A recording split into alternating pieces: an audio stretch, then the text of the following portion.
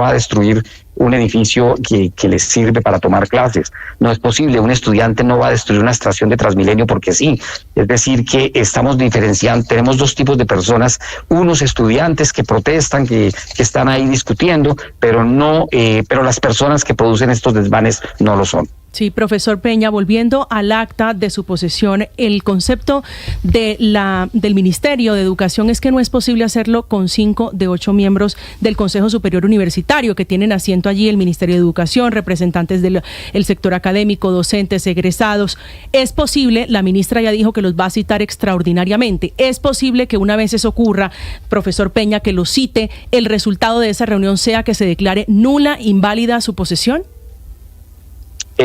No lo sé, no lo creo, porque pues hay unos procedimientos normativos. En este momento la salida que tiene cualquier persona es demandar esa acta, demandar el proceso y serán las autoridades quienes determinen si hubo alguna violación. En el entretanto, doctor Peña, para finalizar, sé que usted me va a decir que la autoridad en la universidad la tiene usted, pero le pregunto, en el caso de ayer, por ejemplo, ¿usted necesitó coordinación con el gobierno nacional para afrontar la crisis por la presencia de los encapuchados y los disturbios? ¿Usted tiene hoy interlocución con alguna persona del gobierno nacional?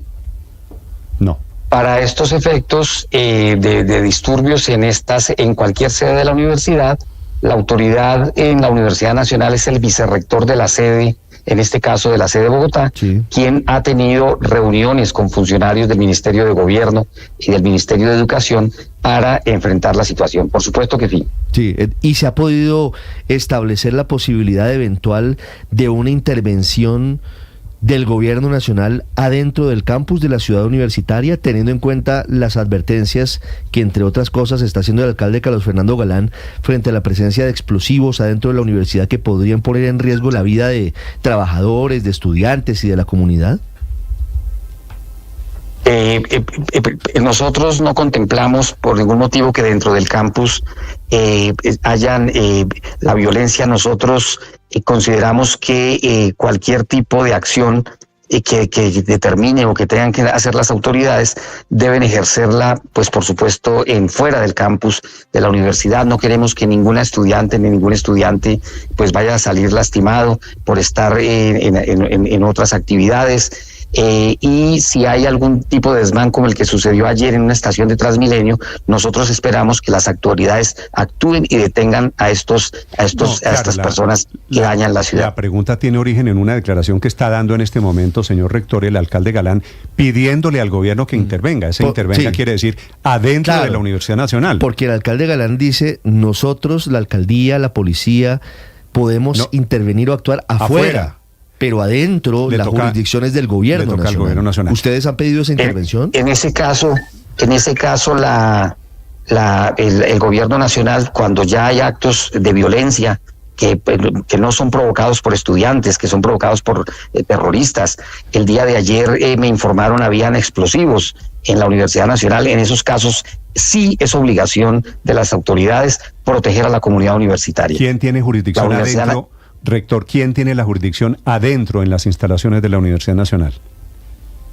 Cuando los problemas son normales de protestas es el vicerrector de la sede, pero cuando se exceden esas protestas y se pasan a tipos de acciones vandálicas, pues es el Ministerio de Defensa quien debe coordinar las acciones. Vale. Rector, ¿usted cree ya posesionado, pero con el incendio, que es la buena descripción que hizo Felipe ahora, el incendio que usted tiene afuera y la mala relación con el gobierno nacional, que es lo que origina buena parte del incendio, ¿usted cree que usted puede gobernar la Universidad Nacional, señor rector?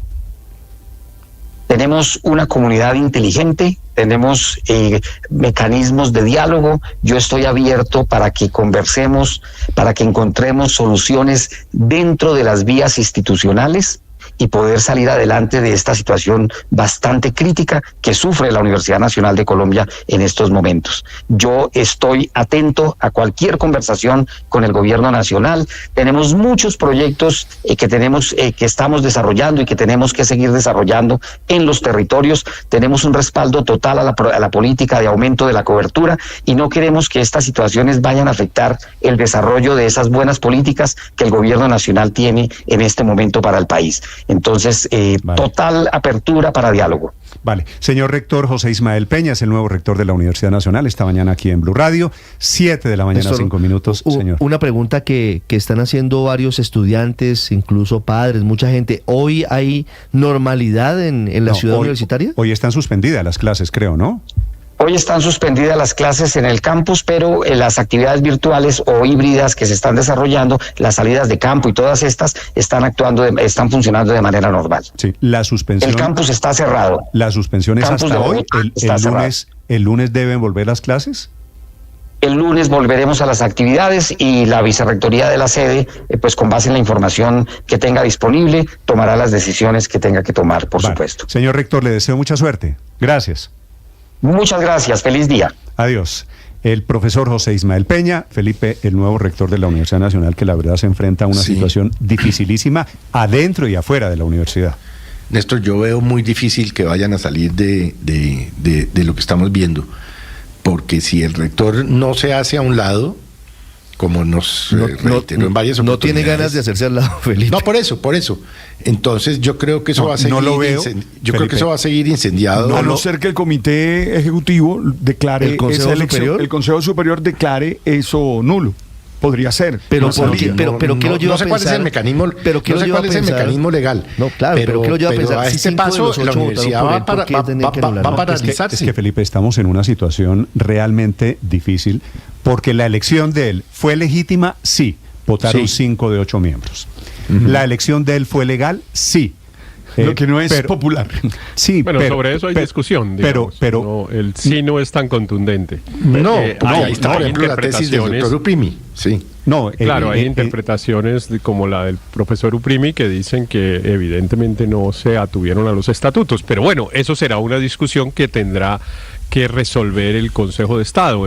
Esto va al contencioso. Me imagino que ya hubo alguna Mientras demanda. Eso pasa, la universidad ya hubo alguna está demanda de la decisión del Consejo Superior Universitario. Sí, esto como dice Felipe, va para meses, desgraciadamente. Yo francamente preveo que si el profesor Peña no renuncia... No tiene salida, es que no tiene gobernabilidad adentro, no tiene relación con el gobierno nacional. Claro. Pero como usted acaba de escuchar, Héctor, poquitas ganas de hacerse ¿Usted cree que el gobierno nacional va a mandar fuerza pública a la Universidad Nacional?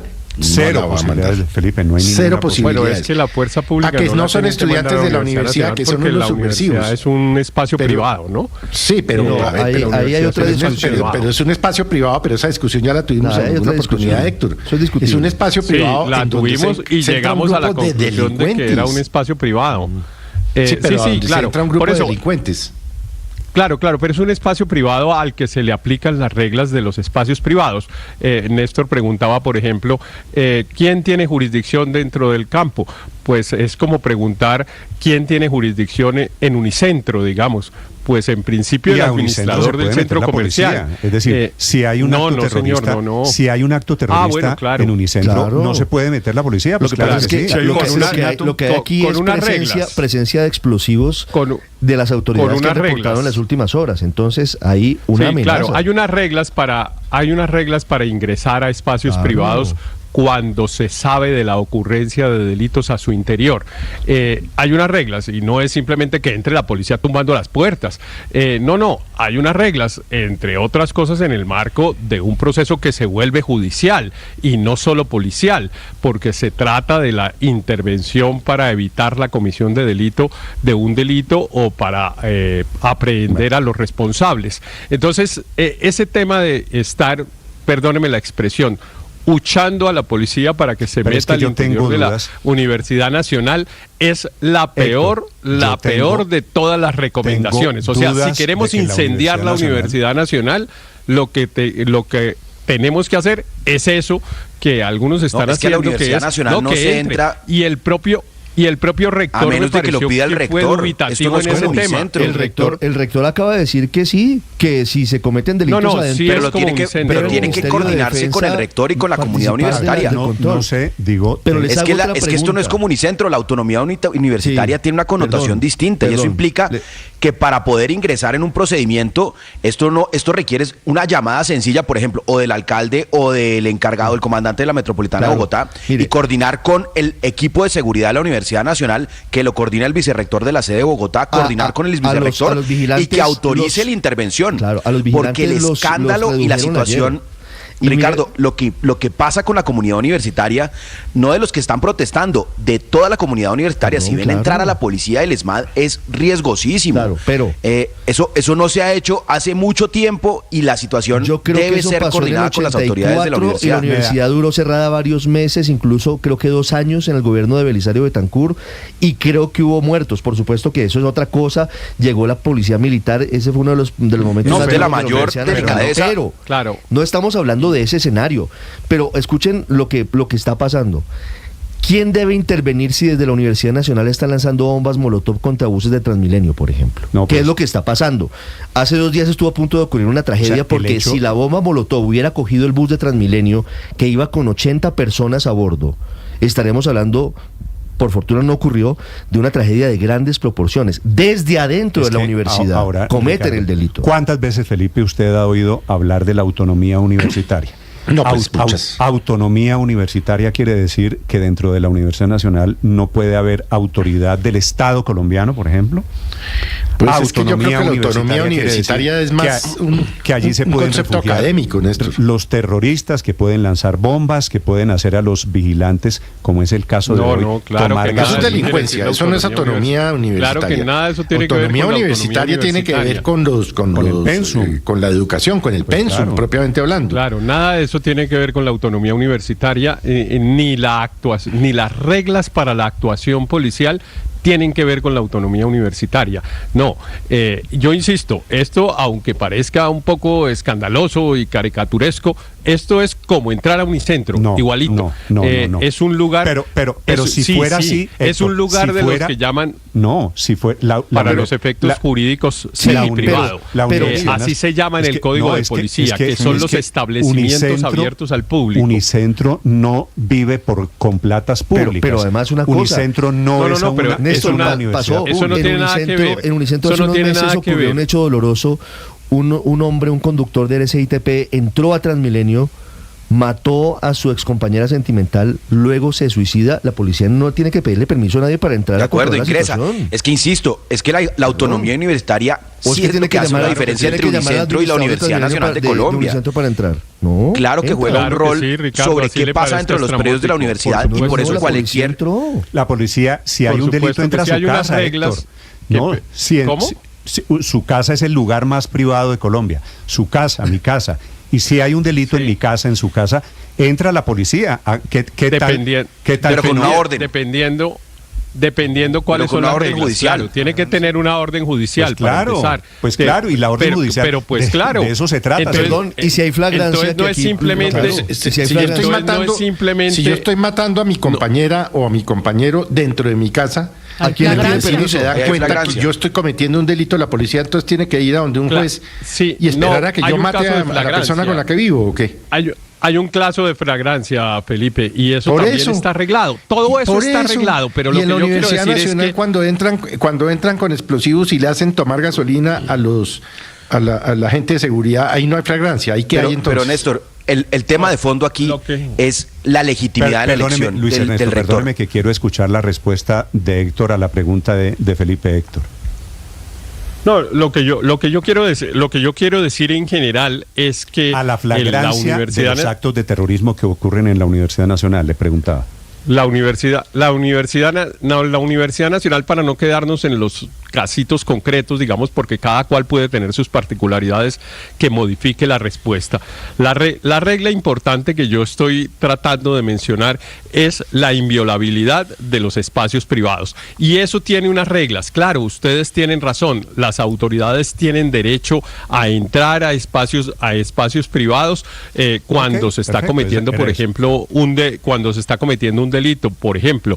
Pero hay casos en los cuales la autoridad no puede entrar sino con orden judicial, y esa no la tiene, por ejemplo, un policía que está parado en la 30 recibiendo piedra o bombas molotov que le tiran desde adentro. No, en ese caso tendría que recibirse una orden judicial para poder ingresar a la al sitio privado con un propósito concreto, Lo que pasa es que, Héctor, pero además, y ahí sí voy a un tema... Eso nos deja en una condición de indefensión total. Porque esos terroristas, esos que quemaron la estación de Transmilenio ayer, ¿de dónde salieron? Pues no, y en dónde se refugian, no solo en dónde salieron, de dónde salieron, sino guardan los explosivos, sino a dónde van. Néstor, mire, existió un caso muy similar en la Universidad Pedagógica de la 72 hace como 4 o 5 años. Unas personas estaban preparando artefactos explosivos dentro de un salón. Afortunadamente, 3 de las 4 paredes del salón tenían eran de drywall. Se les explotó eso, varios perdieron dedos, una mano, etcétera, y afortunadamente la onda explosiva salió. ¿Qué hace la policía si tiene conocimiento de que se están preparando explosivos para atacar a los buses de Transmilenio, a la misma policía, a la comunidad universitaria? Aquí el tema es la policía, en casos de flagrancia, de manipulación de explosivos, debe entrar precisamente para proteger a la comunidad universitaria. Daniel, es que ese tema de la flagrancia tiene, Héctor, le reconozco tiene un problema. Es que la flagrancia se tipifica en el momento, no al día siguiente. Pero claro, exacto, ya no hay flagrancia. Pero mire usted el artículo 32, Néstor. Señor. Déjeme leer el artículo 32 de la Constitución, que yo creo que sirve bastante para ilustrar la conversación que estamos teniendo. El delincuente sorprendido en flagrancia podrá ser aprehendido y llevado ante el juez por cualquier persona. Eso lo que quiere decir es que, como está en flagrancia, no se necesita orden judicial para detenerlo. Está en flagrancia y se detiene y se lleva a donde el juez. La regla general es que para detenerlo a uno se necesita una orden judicial, pero si lo sorprenden en flagrancia, no. Y agrega, si los agentes de la autoridad lo persiguieren, entonces el tipo corre y lo persiguieren y se refugiare en su propio domicilio, podrán entrar a él, penetrar en él, para el acto de la aprehensión. Entonces yo cometo un delito, corro y me meto a mi casa, el policía tiene derecho a tumbar la puerta y a sacarme de la casa y llevarme donde el juez. Pero agrega, Néstor, que sería el caso de la Universidad Nacional. Si se acogiere a domicilio ajeno, deberá preceder requerimiento al morador. En ese caso, si yo me meto en su casa y me escondo de la policía no puede tumbar la puerta, tiene que llamar y decirle, don Néstor, allá se metió un ladrón, ¿me deja entrar para sacarlo? Así es la regla, artículo 32 de la Constitución. Yo creo que esa regla es sujeta a otra interpretación, pero es que eso nos dejaría, Héctor, con las manos amarradas. Es decir, ese terrorismo de jugar a la lleva, de salir corriendo y de refugiarse en otro sitio, pues deja a las autoridades totalmente inermes, vuelve al ejercicio de la autoridad inocuo. Pero es que estamos hablando de delincuentes profesionales. Pero, lo que está pasando esa es la regla constitucional, Néstor. No, pues yo no puedo hacer nada. Yo solo estoy contando. Pero hay otra regla constitucional. Lo que dice el derecho. Ahora, debo advertir, pero perdóneme decir una cosita, Aurelio, un minutico. Una palomita, Héctor, una palomita. Pero 30 segundos solo para decir. Las palomitas de Héctor son halcones. A ver, don Héctor. 30 segundos solo para decir que lo que yo estoy poniendo de presente son las reglas del derecho. Pero además le agrego, en el caso de la Universidad Nacional, hay un problema adicional, y es que evidentemente hay una especie de tabú con el ingreso de la fuerza pública a la Universidad Nacional. Como ya lo han comentado ustedes, prácticamente a la Universidad Nacional la fuerza pública no entra desde los años 70, desde que pusieron la reja cerrando la universidad. Sí, yo creo que la última incursión fue en el gobierno de Belisario Betancur. Lo que pasa es que la reja de la Universidad Nacional se puso, si yo no recuerdo mal, en el año 1978. La universidad duró cerrada casi 2 años por cuenta de esa incursión de los 80. Y desde ahí la fuerza pública no entra, y que no la vaya a entrar que no vaya a entrar, Le iba ya a decir, no solo Héctor, por razones de derecho, sino por razones de conveniencia. Se armaría un incendio monumental. Creo que estamos gastando, Felipe, Néstor, pólvora en gallinazos, porque posibilidades de que el gobierno Petro quiera entrar o dé la orden de entrar a la Universidad Nacional. Cero, ninguna.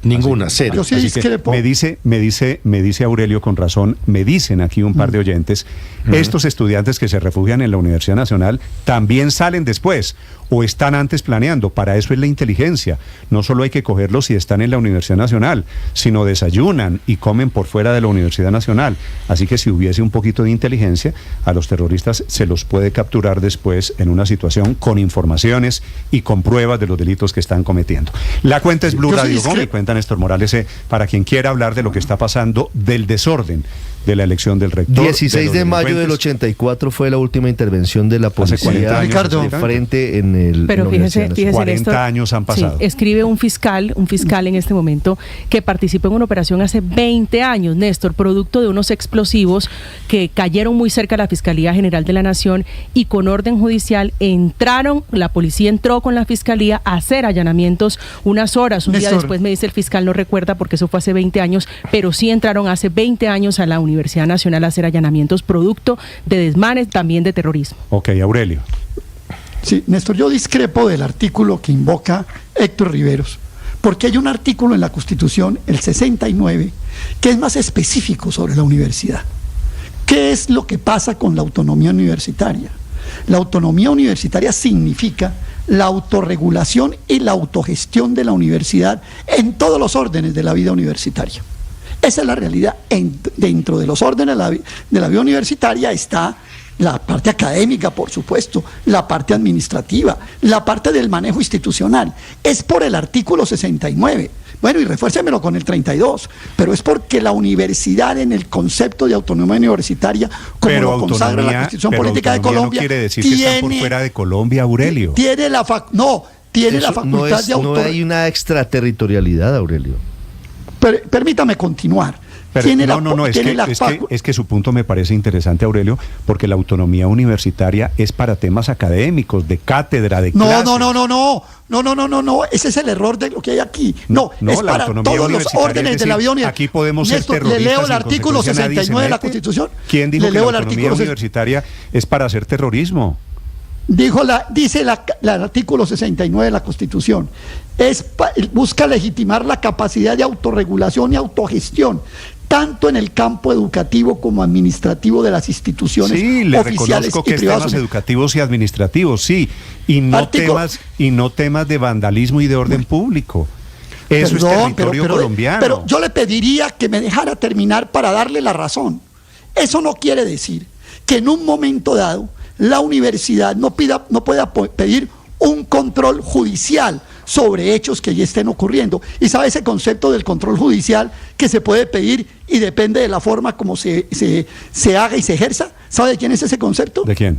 Del control judicial. De Leopoldo Múnera. Exactamente, de Leopoldo Múnera, y está en un periódico de la Universidad Nacional. El profesor en resumen, Múnera, dice usted, el derrotado. Claro, el mismo derrotado. Entonces, si me dejan redondear, le digo, la autonomía universitaria es la autogestión y la regulación de la universidad en todos los órdenes de la vida universitaria, y ese es el principio básico, y por eso no puede estar entrando y saliendo la policía, a no ser que la universidad requiera un control judicial que se tiene que hacer en debida forma cuando sucedan hechos que así lo impliquen. Ese es el resumen de la cosa. Pero ahora bien, Néstor, sobre la situación de la universidad, el futuro de lo que va a pasar. Eso no tiene solución pronta por lo siguiente, porque hay dos factores determinantes confrontados aquí. Por un lado, la violencia, que tiene que erradicarse de la vida universitaria y es un factor de deterioro de la democracia y de la misma autonomía. Pero por otro lado, el gobierno.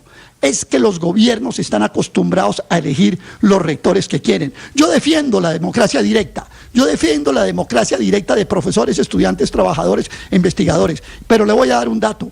¿Cuáles son las 3 principales universidades de América Latina? Ayer lo dijimos aquí en Blue Radio. Son la Universidad Autónoma de México, la Universidad de Sao Paulo y la Universidad de Buenos Aires. ¿Usted sabe cuántos miembros de los gobiernos hay en esos consejos directivos de esas universidades?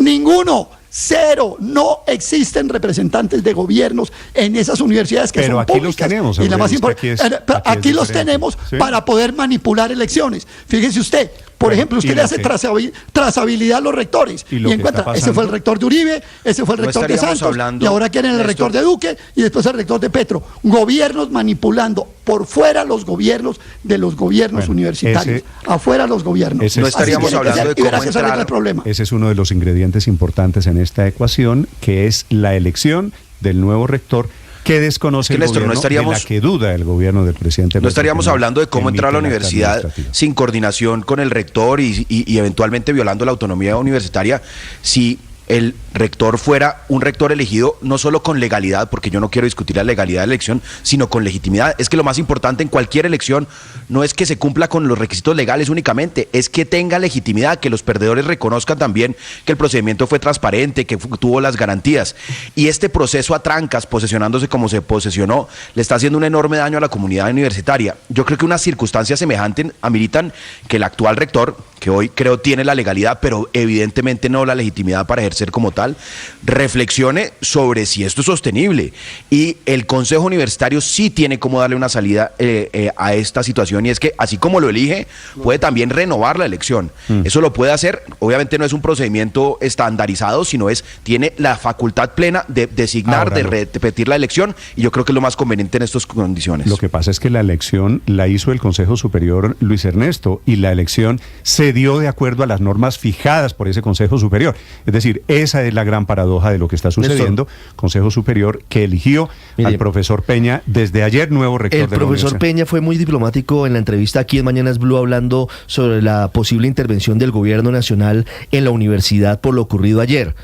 Pero se está conociendo, Néstor, una carta que él firmó anoche mismo. ¿El rector de la universidad? Sí, señor, dirigida el rector José Ismael Peña y la vicerrectora de sede Lorena Chaparro Díaz.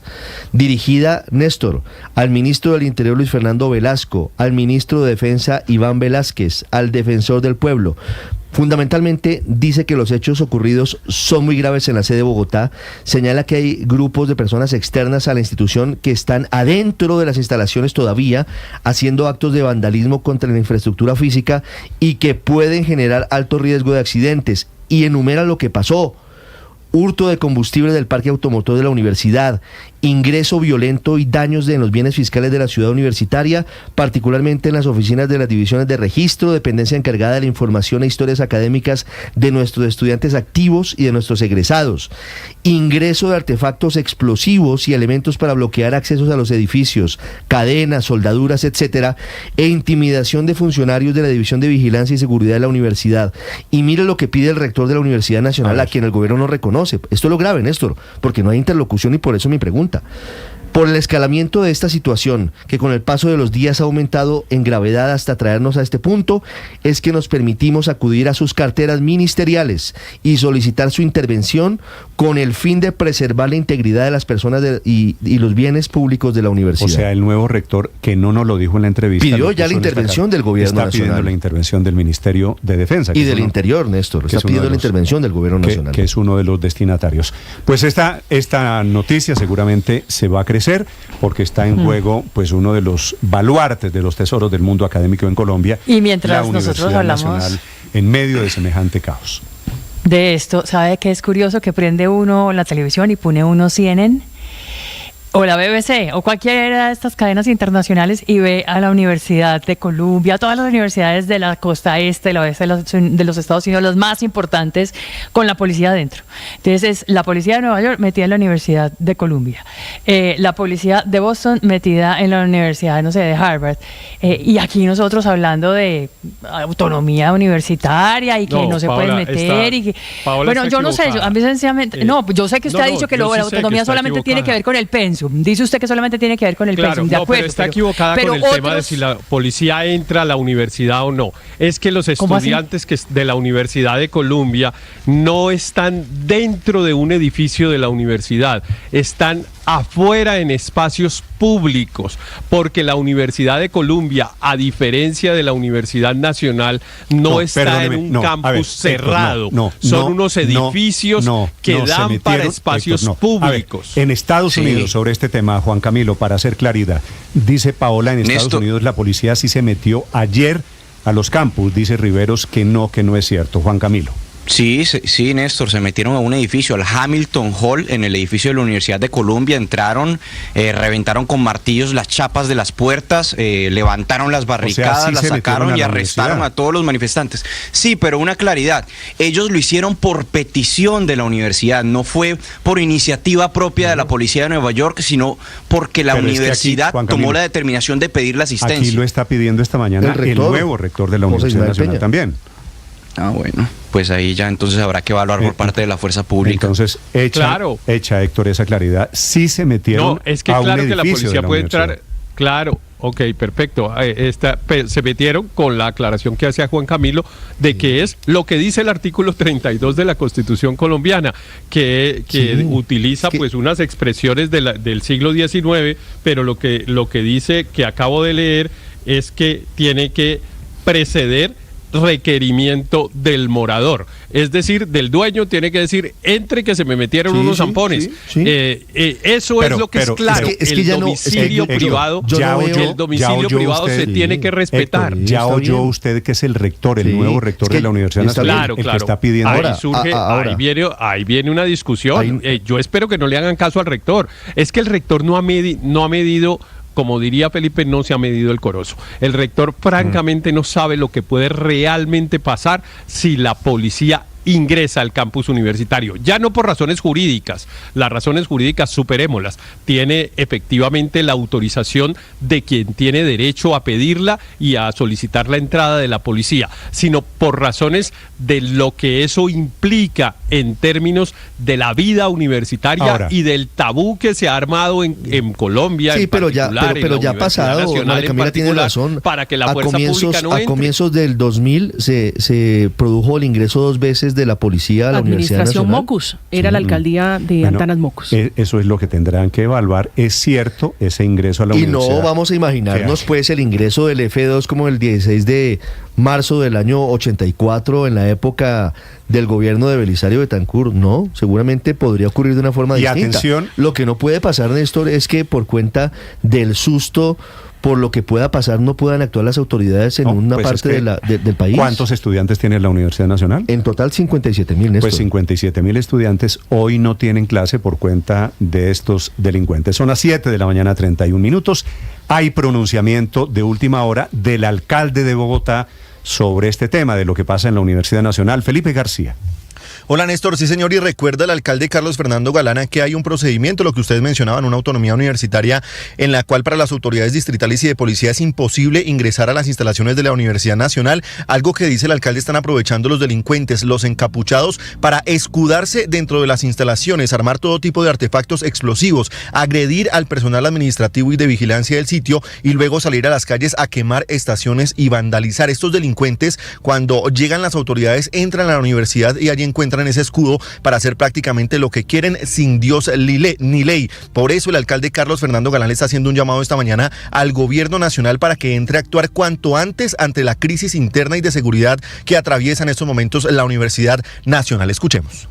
Pero nos parece muy importante el llamado que ya han hecho autoridades de la universidad para que el gobierno nacional entre a actuar.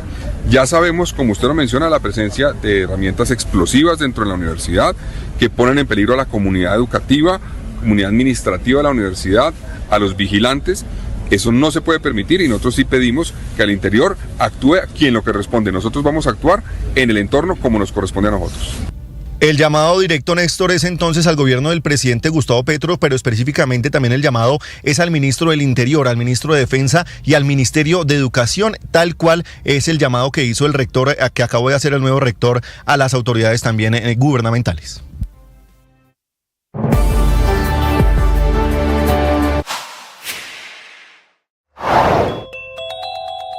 Anuncia el ministro de Hacienda un proyecto para modificar la muy seria regla fiscal, que es la garantía de responsabilidad en el manejo de las platas públicas. Regla fiscal que significa no gastar más de lo que tenemos, más de lo que podemos. Lo harán con el pretexto, dice el ministro, para darle flexibilidad. Este es el argumento. Más inversión, endeudarse más de lo que puede pagar el país. Por eso hay una gran controversia, porque los economistas le están pidiendo seriedad al ministro de Economía. Dice el ministro Bonilla que una cosa es tener una regla fiscal cuando el país crecía al 10% y otra cosa es tener una regla fiscal cuando el país crece al 0.6%. Es al revés. Es que se necesita regla fiscal para ser serio cuando estamos en la época de vacas flacas. Los seres humanos hacemos compromisos, damos nuestra palabra, planteamos promesas y necesitamos ser leales a ellos. Ser leal significa ser una persona confiable, alguien que realmente hace lo que dice, alguien que cumple promesas, alguien que no traiciona, alguien que vive de manera coherente, íntegra, desde unos valores contrastados. Ser leal implica estar al lado del otro con la verdad, sabiendo actuar desde el amor, desde la solidaridad. La vida castiga terriblemente a esos que no saben ser leales. La vida le hace pasar por situaciones muy complejas a esos que un día dicen sí, pero es no, o a esos que se comprometen y nunca trabajan en ello. Hoy te quiero invitar a que revises tu lealtad, qué tan leal eres, y que tomes la decisión de ser una persona disciplinada, que te esfuerzas en cumplir lo que prometes. Tú sabes.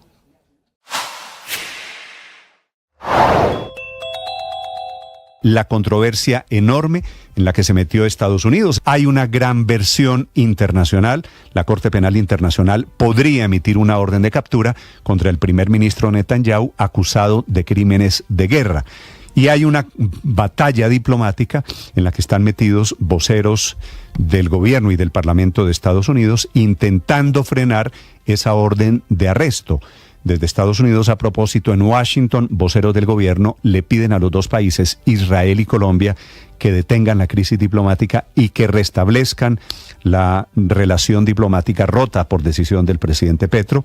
Orbita en el ambiente la posibilidad esta de que la CPI, no reconocida ni por Israel ni por Estados Unidos, pero que tendría claro efectos, emita órdenes de arresto no solo contra Netanyahu, sino contra militares y civiles del gobierno de Netanyahu por los horrores y la inmisericordia de guerra en Gaza, que está a punto de completar 7 meses.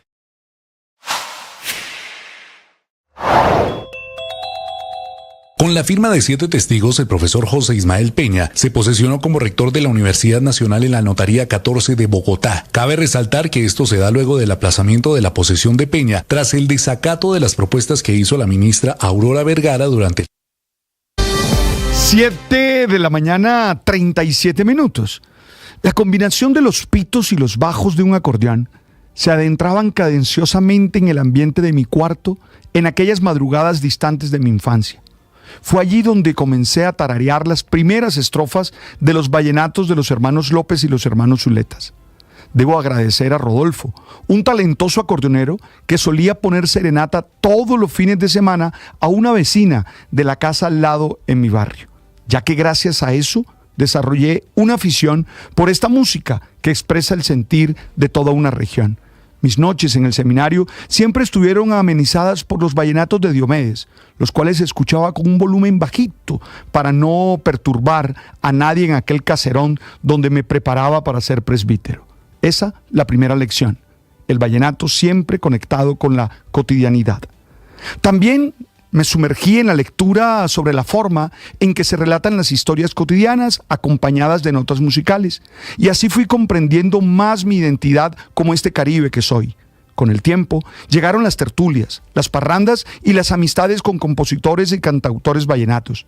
Aprendí estrofas de memoria, conocí las historias que se escondían detrás de muchas canciones e incluso me aventuré a escribir algunos versos para cantarlos con emoción.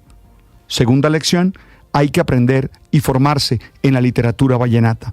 Solo me faltaba asistir al Festival Vallenato, una gran congregación de almas que celebra el vallenato y todo lo que representa. Cuando finalmente fui, no me dejé deslumbrar por los grandes eventos que engalanan esta liturgia musical, sino que preferí dirigirme a los patios de las casas viejas para encontrarme con amigos, verseadores y cantantes, y así escuchar y entonar historias, sabiendo que nadie puede bailar porque se trata de escuchar y celebrar la vida a través de esas canciones. Tercera lección, hay que estar en una parranda autóctona. Me detuve en las esquinas, donde la caja, la guacharaca y el acordeón nos recuerdan que somos mestizos alegres y amantes de la vida. Comprendí cómo el paseo tiene una melodía tan sencilla, tan fácil para todo cantante como la del amor, amor. Aprendí también que el merengue, con sus golpes de bajo, llena de alegría a cualquiera, que el son libera los lamentos del corazón humano, y cómo la puya intenta imitar el canto de las aves con su rapidez que estremece a quien la escucha. Así lo dice Eibar Gutiérrez en su hermosa canción La Porfía. Ese es el vallenato. Eso es lo que se vive en el festival. Estás escuchando Blue Radio.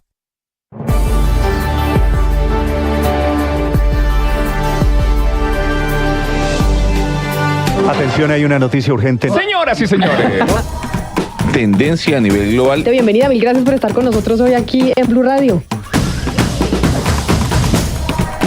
Usted enfermo por el fútbol y los compañeros de seminario en retiros. Rezando rosario y yo.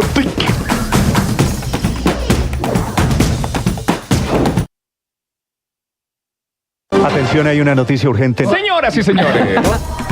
Tendencia a nivel global. Bienvenida, mil gracias por estar con nosotros hoy aquí en Blue Radio. Usted enfermo por el fútbol. Bienvenidos a los deportes en Mañanas Blue.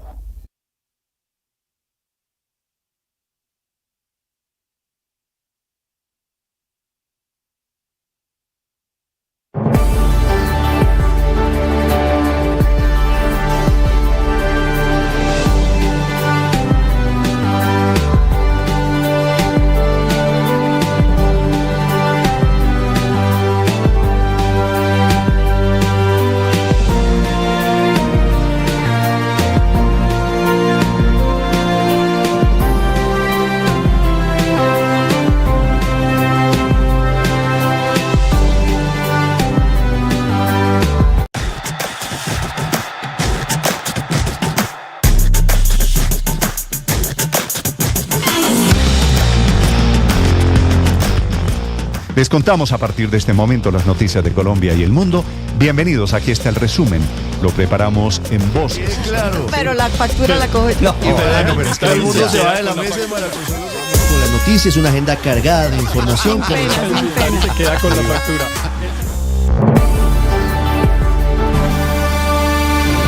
7 de la mañana, 42 minutos. A esta hora en Deportes, en Mañanas Blue, le contamos todo lo que tiene que saber del comienzo de los cuadrangulares semifinales en Colombia.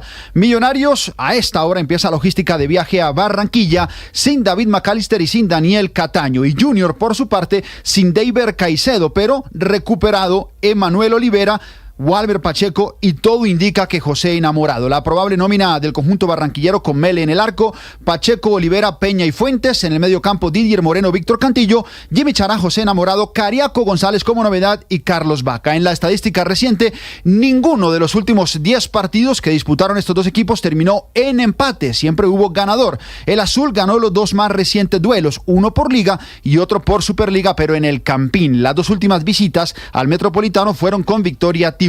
Y es que desde 2022 Millonarios no gana en Barranquilla, justamente en la casa del Junior. Este equipo ha estado muy sólido en 2024, solamente ha perdido un partido en el año y fue con el Deportes Tolima. Este juego entre Junior y Millonarios tendrá como teloneros a Pereira y Atlético Bucaramanga en Pereira. Van a jugar a las 5 de la tarde. Bucaramanga llega como líder del todos contra todos y con el punto invisible en el grupo. Este semestre Leopardo ya le ganó al Matecaña en su estadio y desde el regreso del cuadro pereirano a Primera División, el Atlético Bucaramanga no ha perdido en el Hernán Ramírez Villegas. El equipo dirigido por Leonel Álvarez, el Pereira, recupera a Carlos Darwin Quintero. El domingo será el turno del cuadrangular B. En el Campín a las 5:15 van a jugar Independiente Santa Fe ante el Deportes Tolima y el Once Caldas ante la Equidad a las 7:30 de la noche en el Palo Grande. La selección Colombia femenina sub-20 empató con Argentina 1-1 en la cuarta fecha del Suramericano sub-20 en el hexagonal final, y con una fecha por jugar, Brasil ganó el Suramericano tras superar 2-0 a Venezuela.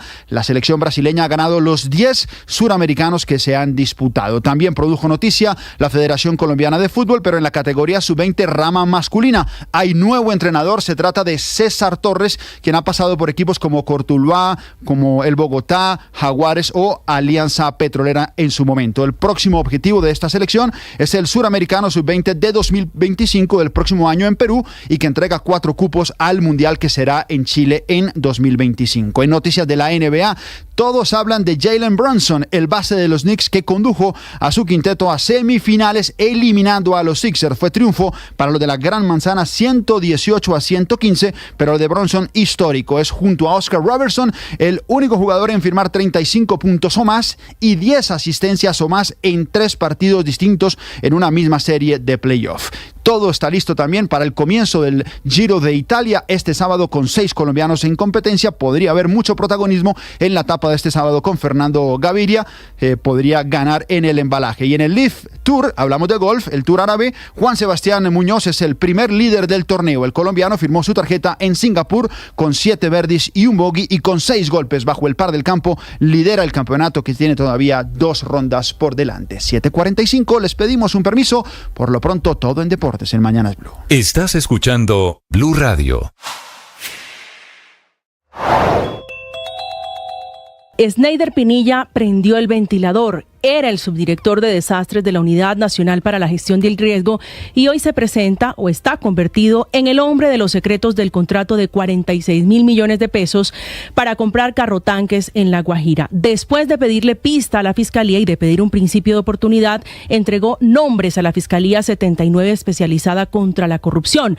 Aparecen en ese documento el presidente del Senado, Iván Leonidas Name, del Partido Verde, muy crítico del gobierno y de las reformas del gobierno del presidente Petro, y el liberal petrista, presidente hoy de la Cámara de Representantes, Andrés David Calle Aguas, contratistas de esa unidad del riesgo, el exdirector Olmedo López, el exsubdirector Víctor Andrés Mesa y el subdirector Luis Carlos Barreto. Esta mañana, sin que todavía exista una negociación formal con la Fiscalía, está entregando detalles de cómo se entregaron, dice él, dineros en efectivo. A Name, y eso es lo que está revelando, 3.000 millones de pesos, y a Calle 1.000 millones de pesos en efectivo a cambio de impulsar, eso es por lo menos lo que dice, sin pruebas todavía, las reformas del gobierno del cambio.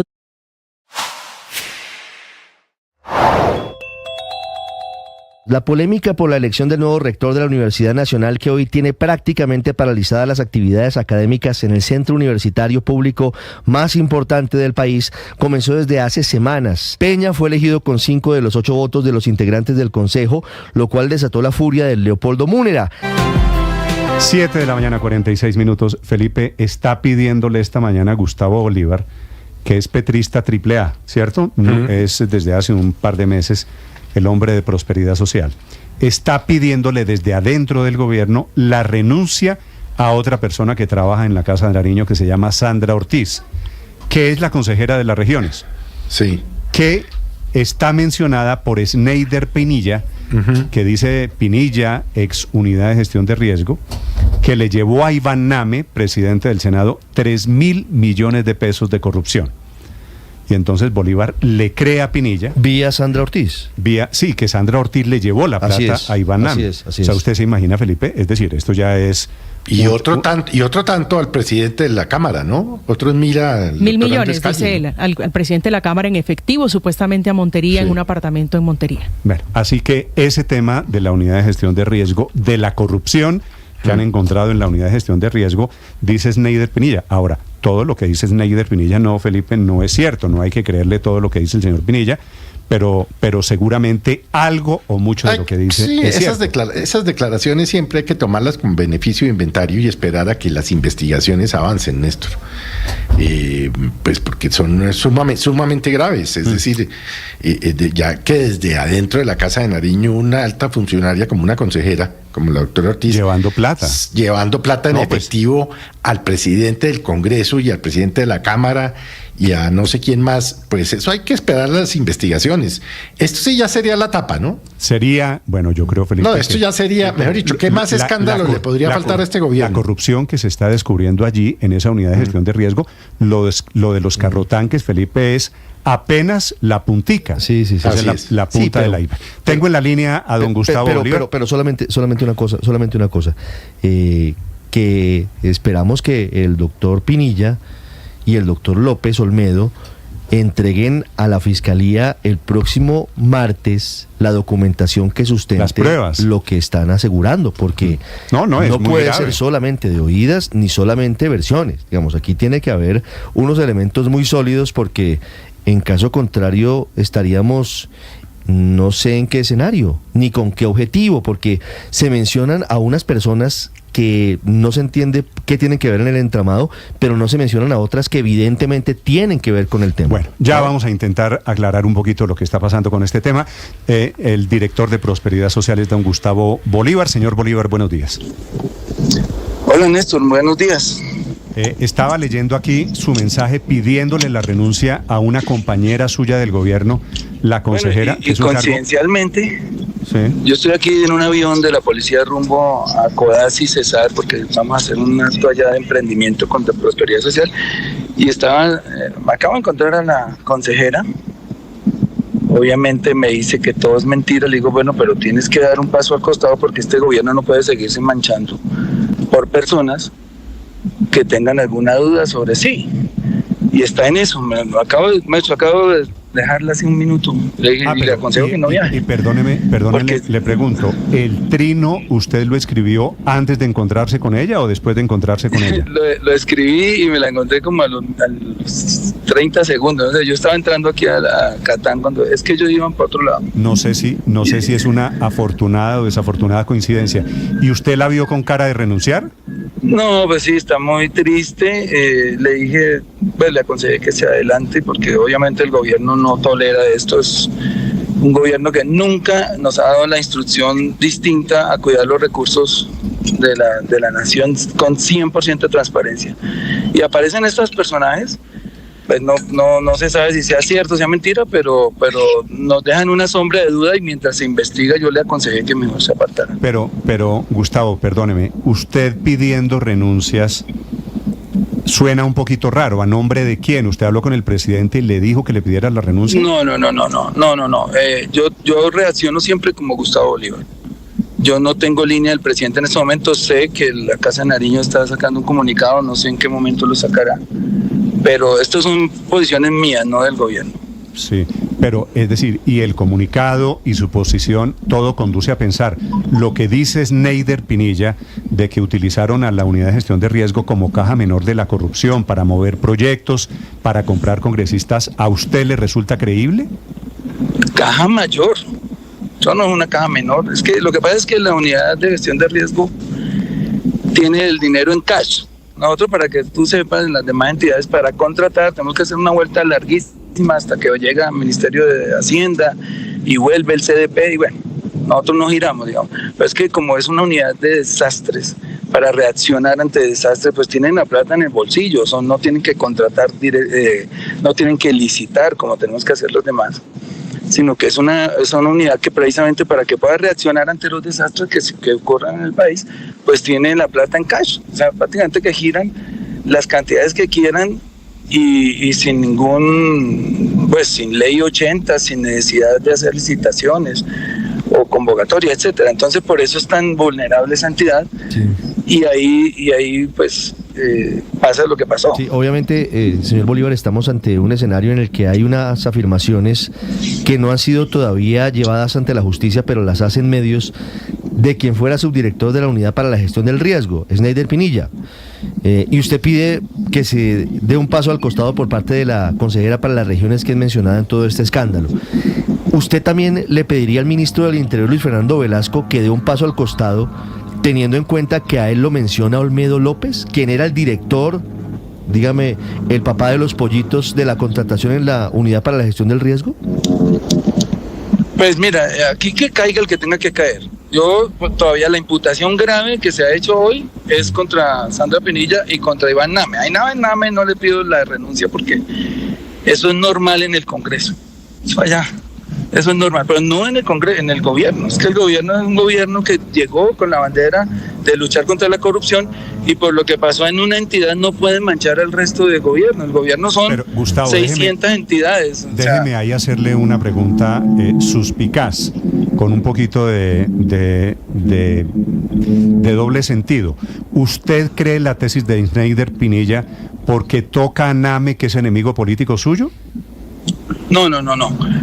Independientemente de lo que diga Snyder Pinilla, si sea cierto o no, la acusación es bastante grave, muy grave, porque además lo está haciendo en video, no es que lo mandó a decir o que alguien lo tergiversó, no, lo está diciendo en un video de su propia voz. Entonces me parece que es una acusación lo suficientemente grave para que la funcionaria dé un paso al costado mientras se hace la investigación. Ella me acaba de asegurar, y yo pues le voy a dar el beneficio de la duda de que ella es inocente. Le dije, entonces Sandra, haz tu comunicado, di que te vas a defender y da el paso al costado. Sí, pero director Bolívar, si usted le está dando credibilidad al señor Snyder Pinilla, ¿usted es consciente de que eso por otro lado es avalar o reconocer que el gobierno dio plata, dio dineros para impulsar las reformas en el Congreso?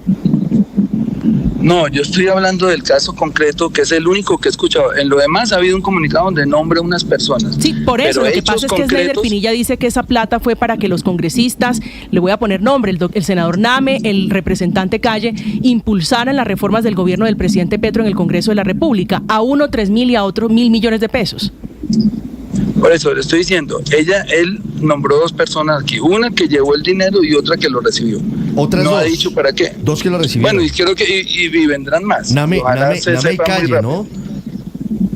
Y Calle también, sí. el presidente de la Cámara de Representantes. Y Andrés Calle lo menciona como el supuesto beneficiario receptor de 1.000 millones de pesos en su apartamento en Montería. Cuando yo dije que eso era un nido de ratas, todo el mundo me aplastó. Yo soy un incendiario, yo soy un eso es un nido de ratas. El Congreso es un nido de ratas. Don Gustavo, pero ¿qué le dice usted que Snyder Pinilla haya dicho que le entregó 1.000 millones de pesos a Andrés Calle, presidente de la Cámara el día de hoy, para que se tramitara, para que se aprobara en la Cámara la reforma a la salud del gobierno del presidente Petro? No, es que mire, lo que tienen que decir aquí con nombre propio es que si esos 3.000 millones y esos 1.000 millones en Cámara tenían congresistas como destinatarios, tienen que decir el nombre. Y ahí ustedes entran a mirar si ese congresista votó o no, o simplemente era para los Gustavo, presidentes. Si usted le crea al acto de corrupción, claro que hay que ver a los comprados. Pero ¿quién los compró? El gobierno. No, porque es que ese dinero no salió del gobierno, salió de una entidad donde un señor corrupto estaba robándose una plata, que eso es lo que dice Snyder Pinilla. ¿Y dónde tiene la oficina? Bueno, unos señores corruptos. ¿Dónde tiene? Bienvenidos a bordo del Policía Nacional. Uy, están llamando a bordo. Gustavo, ¿dónde tiene la oficina la consejera de las regiones, doña Sandra? No, es que precisamente estamos autorizados para un nivel de vuelo de 23.000 pies. Estaremos alcanzando una velocidad máxima de 620 kilómetros por hora en nuestro descenso. Nuestro tiempo de vuelo posterior a nuestro despegue estimamos que sea aproximadamente 1 hora y 45 minutos. Las condiciones se encuentran visuales. Está, va para el departamento de Cesar, para Codazzi. Y se demora 1 hora y media el vuelo. Sí, porque son aviones pequeños. Antes de que lo callen allá, Gustavo, me ayuda a entender esto, cómo son malos los congresistas comprados y es bueno el gobierno que los compró. Por encima de sus sillas, por lo que hasta ahora es la condición se haya normalizado. Primero la seguridad. Para la tripulación es un placer tenerlos a bordo. Estaremos atentos en cabina a cualquier requerimiento. Esperamos que tengan un buen día y un feliz vuelo. Esperamos que tengan. Y ahora sí. Condiciones favorables. Yo lo que estoy diciendo. Aldo. Sí, aquí estoy escuchándolo. Bueno, porque esto ya está carreteando y en 2 minutos está en el aire. Mientras puedo hablar. Lo que estoy diciendo es, las acusaciones son muy graves. Esto es la punta del iceberg. Está el hecho macro, digamos, entregaron 3.000 millones al señor Name. Sí. Ya lo que tiene que hacer la Corte, porque ya tiene fuero, es investigar si los 3.000 millones fueron para el presidente o si fue para irrigarle a unos congresistas. Hasta allá yo no llego porque eso no se ha ventilado. Cuando se ventile, mira, seré el primero en no estar de acuerdo con nada que tenga que ver con eso, porque eso sí, nosotros hemos sido transparentes en todas las entidades, y por una entidad, que es la Unidad de Gestión de Riesgo, que se corrompió, nosotros no podemos manchar todo un gobierno. Esa es mi posición. No, yo estoy de acuerdo con usted, solo que quedo con una inmensa y respetuosa duda, y es que si hubo plata de por medio, y muy posiblemente es cierto que la hubo, eso fue para comprar los votos de la reforma a la salud, y salió de funcionarios del gobierno, y salió de la consejera del presidente Petro, y fue para comprar la aprobación de proyectos del gobierno en el Congreso de la República. Este tema, Felipe, ¿se le cortó ya? Bueno, lamento mucho, pero ya don Gustavo Bolívar, el director de Prosperidad Social, que lo cogí arrancando en un vuelo rumbo a Codazzi. Felipe, pero Néstor, es que no es el único. Esto está oliendo feo y va a oler más feo mañana. Y no es el único escándalo, ni la única entidad del Estado. Es que tenemos, por ejemplo, el caso de la Agencia Nacional de Tierras, que también está siendo investigado por la compra de unos lotes con sobreprecio. Bueno, tenemos el caso de Marelvis Mesa y el polígrafo. Tenemos una cantidad de casos y escándalos, unos más grandes que otros, pero pues este sí ya lo deja uno... Felipe, súbito, pues, sin palabras, ¿no? Pero Néstor, es que aquí el gran tema... Pinilla era subdirector de la Unidad de Gestión de Riesgo, y aquí comenzamos hablando de un contrato de 40 y pico mil millones de pesos de los carrotanques, y ya vamos hablando que la plata no fue para Olmedo, sino para congresistas. Claro, es que estábamos hablando de una corrupción para enriquecimiento personal, y ahora con todo este entramado de las denuncias que hace el señor Esney de Pinilla, que es muy importante que pueda soportar y que no terminen acusaciones falsas, pues lo que estaría sugiriendo es que detrás de este entramado lo que hubo fue la compra de las reformas en el Congreso. Porque ¿para qué va a comprar uno al presidente de la Cámara? Está en investigación, comprar al presidente de la Cámara, comprar al presidente del Senado, si no es para tramitar reformas. Es decir, aquí es de la mayor gravedad estos señalamientos, ojalá lo esclarezca rápido, pero además compromete al más alto gobierno, que es el que está impulsando las reformas. No se trata de un corrupto aislado, Olmedo López por ahí. Felipe, mire lo que acaba de pasar. Una duda. Lo que acaba de pasar en vivo y en directo. Gustavo Bolívar se acaba de encontrar con la doctora Sandra Ortiz. Con la doctora Sandra Ortiz, consejera del